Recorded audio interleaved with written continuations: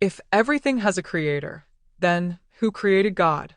It's a question that has puzzled humanity for thousands of years. Every building has a builder. Every painting has a painter. Every invention has an inventor. In our everyday experience, things do not simply appear out of nowhere. So when people are told that God created the universe, many naturally ask another question: who created God?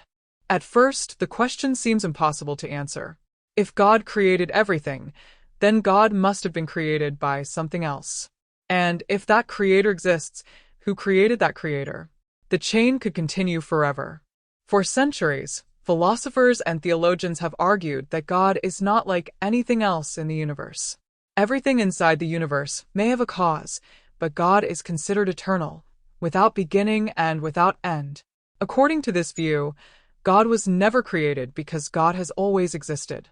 Supporters of this idea say that asking who created God is like asking, what is north of the North Pole?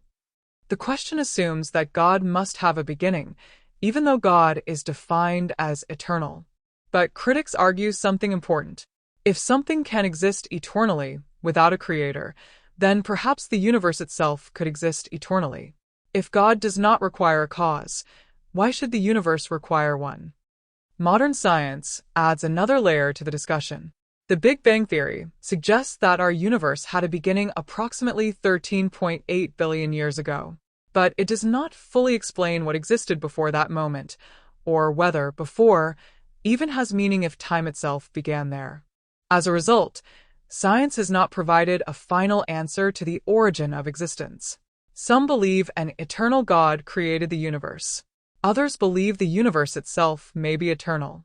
And some think the human mind may never fully understand the ultimate origin of reality. Yet despite centuries of debate, one thing remains certain. Humanity continues to ask questions. Questions about existence. Questions about the universe. Questions about why there is something rather than nothing. And perhaps the greatest of them all, who created God? Subscribe for more history, philosophy, and humanity's greatest mysteries.